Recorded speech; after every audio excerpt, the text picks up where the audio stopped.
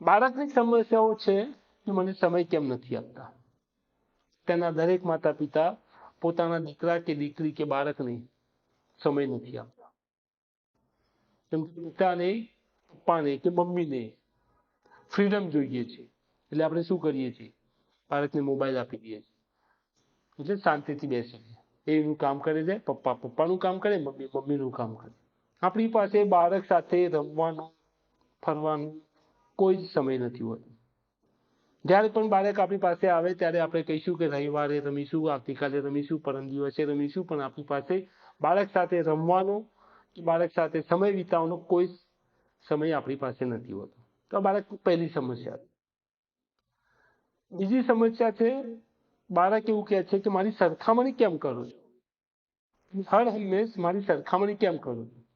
આપણે હર હંમેશ બાળકની સરખામણી કરતા હોય છે કે બાજુવાળા અંકલ કે આંટીનો દીકરો કે દીકરી 90% લાવ્યો છે, એન્જિનિયરિંગમાં એડમિશન લીધું, આઈઆઈટીમાં એડમિશન લીધું, એમ્સમાં MBBSમાં એડમિશન લીધું છે.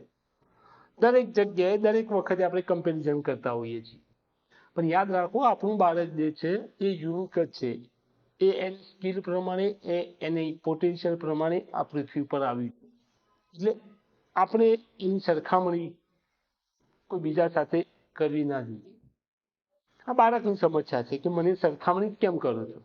ત્રીજી સમસ્યા છે કે મને રોકટોક કેમ કરો છો, મને મારો છો કેમ. દરેક વખતે મને બોલ બોલ, આ ના કર, આ નહીં કરવાનું, આમ નહીં કરવાનું, આ ત્યાં નહીં જવાનું, આવું નહીં કરવાનું, મોબાઈલ નહીં રમવાનું, ટીવી નહીં જોવાનું, રમવાનું નહીં, ફરવાનું નહીં, સાયકલ નહીં ચલાવવાની, રોક ટોક ટોક ટોક હર હંમેશ. તો આવું કેમ કરો છો. આ ત્રીજી સમસ્યા છે, અને આપણે કરીએ છીએ આવું બધું.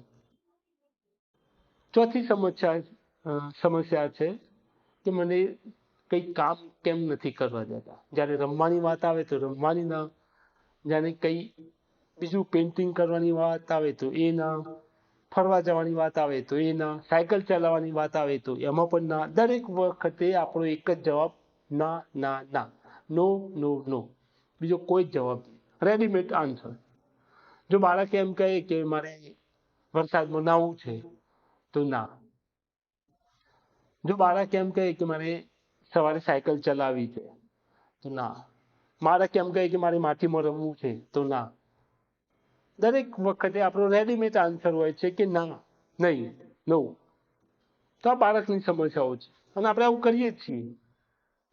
જો તમે તમારા દીકરાને, હું પણ આવી ગયો, કે જો આપણે આપણા દીકરાને સારો માણસ બનાવવો હોય તો આપણે એની સમસ્યાઓ સમજવી પડશે, એના વિચારોને સમજવા પડશે, એના વર્તનને સમજવા પડશે.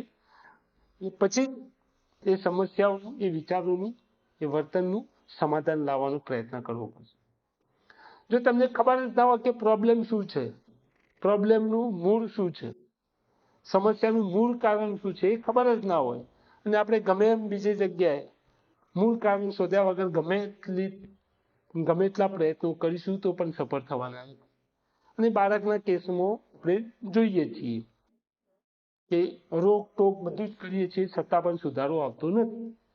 એનું કારણ કે આપણે જ્યાં મૂળ છે, જે કારણ છે, મૂળ જગ્યાએ જ્યાં પ્રોબ્લેમ છે ત્યાં આપણે શોધતા જ નથી, અને ત્યાં સુધારવાનો પ્રયત્ન જ નથી કરતા. લીકેજ ઉપરની ટાંકીમાં હોય ને આપણે અહીંયા પાઇપ બદલીશું તો કંઈ જ નથી થવાનું. તો લીકેજ રોકવું હશે તો ઉપર જ્યાં પાઇપ છે, જ્યાં ટાંકી છે, ત્યાં તમારે સમાધાન લાવવું પડશે. તમે અહીંયા ગમે એટલી પાઇપો બદલશો, કઈ સોલ્યુશન આવશે.